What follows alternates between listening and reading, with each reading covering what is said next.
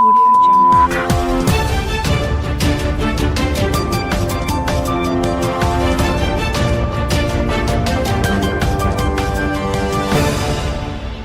नमस्कार, ये रेडियो वर्षा है। अब आप आरके भट्ट से वर्षा टाइम्स सुनिए। पहले सुर्खियां।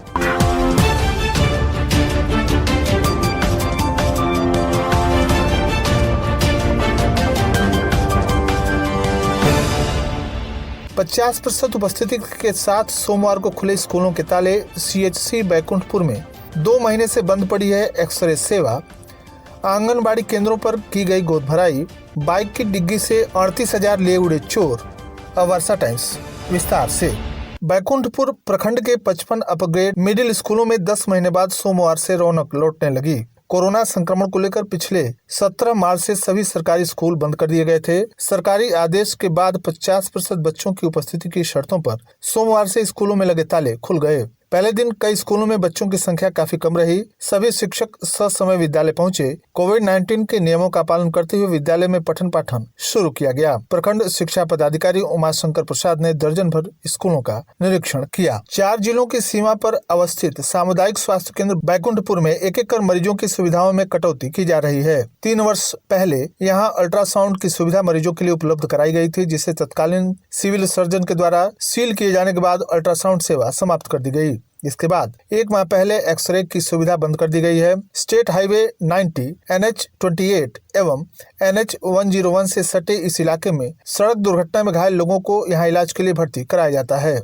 अस्पताल में भर्ती मरीजों को एक्सरे की सुविधा पहले यहां उपलब्ध थी, अब एक्सरे बाहर से कराने की सलाह दी जाती है। इससे मरीज दोहन का शिकार हो रहे हैं। अस्पताल कर्मियों ने बताया कि सिविल सर्जन ने निरीक्षण के दौरान अस्पताल डिजिटल एक्सरे सेवा स्थापित करने के लिए मैनुअल एक्सरे बंद करने का निर्देश दिया है। तब से यहाँ एक्सरे सेवा बाधित है। मारपीट में घायल मरीजों को भी एक्सरे के लिए सदर अस्पताल गोपालगंज रेफर किया जा रहा है। हालांकि इस संबंध में पूछे जाने पर अस्पताल प्रभारी डॉक्टर अनिल कुमार सिंह ने बताया कि शीघ्र ही अस्पताल में एक्सरे की व्यवस्था शुरू की जाएगी ताकि मरीजों की परेशानी कम हो सके। माजागढ़ गोपालगंज में गर्भवती महिलाओं का सेविकाओं के द्वारा आंगनबाड़ी केंद्र पर गोद भराई कर बताया गया कि गर्भावस्था में पौष्टिक आहार लेने से खून की कमी नहीं होती है तथा गर्भ में पलने वाले बच्चे भी सुरक्षित रहते हैं। गर्भावस्था के प्रत्येक माह स्वास्थ्य की जाँच करानी चाहिए और 120 दिन लगातार आयरन की टिकिया लेनी चाहिए। ऐसा करने पर एनीमिया की शिकायत नहीं रहती है। सरकार के द्वारा आयरन की टिकिया तथा कैल्शियम निःशुल्क ANM और आशा कार्यकर्ताओं के माध्यम से दी जाती है। आंगनबाड़ी केंद्र पर ANM के द्वारा टेटनस के टीके भी लगाए जाते हैं और कार्ड भी बनते हैं। साथ ही आयरन की टिकिया भी दी जाती है।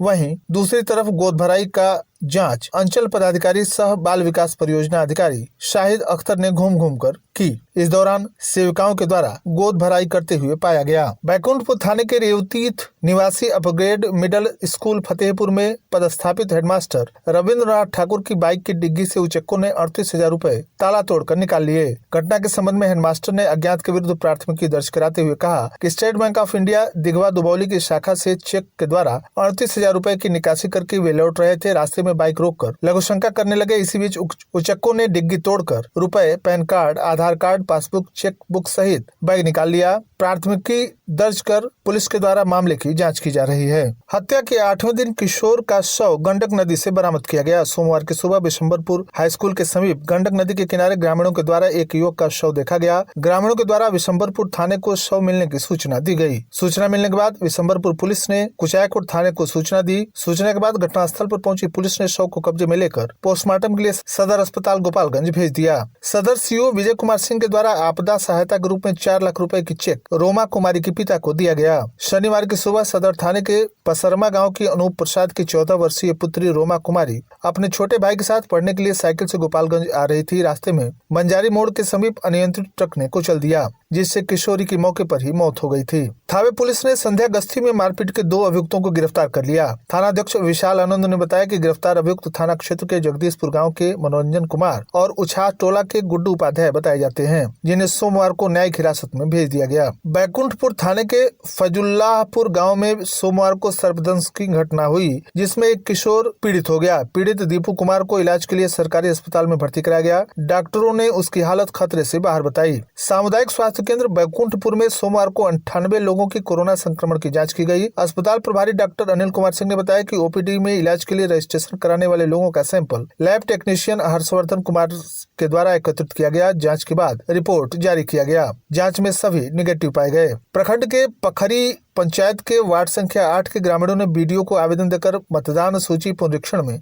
अनियमितता बरतने का आरोप लगाया। ग्रामीणों का आरोप है कि वार्ड संख्या 8 में रहने वाले मतदाताओं का नाम अन्य वार्ड की मतदाता सूची में शामिल कर दिया गया है, जिससे मतदान केंद्र घरों से दूर पड़ने की स्थिति में उनकी परेशानी बढ़ सकती है। बैकुंठपुर थाने के गरौली गांव में कुछ लोगों ने आपसी विवाद को लेकर मंजू देवी को मारपीट कर गंभीर रूप से घायल कर दिया। मारपीट के दौरान महिला के साथ दुर्व्यवहार भी किया गया। पीड़िता ने थाने में मनीषा कुमारी, मीरा देवी, देवंती देवी तथा धर्मेंद्र सिंह के खिलाफ प्राथमिकी दर्ज कराई है। बैकुंठपुर प्रखंड के 22 पंचायतों के 290 वार्डों में पंचायत चुनाव की तैयारी शुरू हो गई है। पंचायत चुनाव की तैयारी के साथ साथ मतदाता सूची प्रकाशन के बाद सूची में मिली अनियमितता की शिकायत भी चल रही है। मतदाताओं से लिए गए आपत्ति के आधार पर सूची पुनरीक्षण का कार्य सोमवार को भी चलाया गया। बीडीओ अरविंद कुमार ने बताया कि प्रखंड में मुखिया पद के 22, सरपंच के 22, पंचायत समिति सदस्य पद के 29, जिला परिषद सदस्य पद के 3, वार्ड सदस्य पद के 290 तथा ग्राम कचहरी के पंच पद के 290 सीटों पर अंतिम चरण में यहां पंचायत चुनाव कराया जाएगा। पहली बार ईवीएम से होने वाले पंचायत चुनाव को लेकर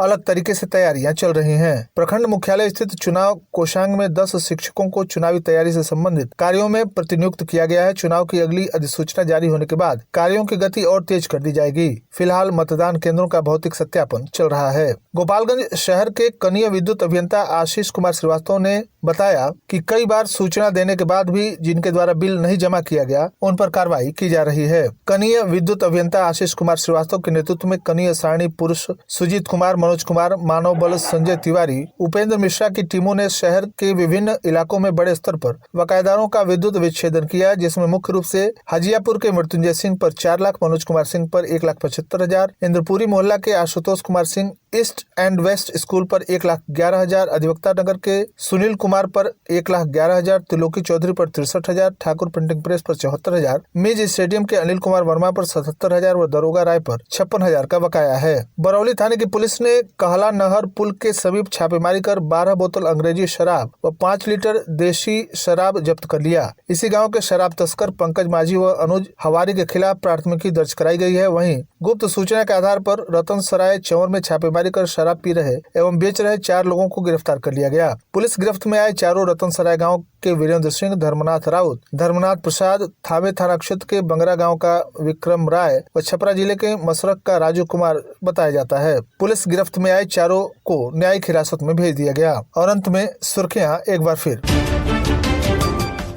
50% उपस्थिति के साथ सोमवार को खुले स्कूलों के ताले। सीएससी बैकुंठपुर में 2 महीने से बंद पड़ी है एक्सरे सेवा। आंगनबाड़ी केंद्रों पर की गई गोद भराई और बाइक की डिग्गी से 38,000 रुपए लेकर उड़ गए चोर। इसी के साथ वर्षा टाइम्स का ये अंक यहीं समाप्त हुआ। नमस्कार।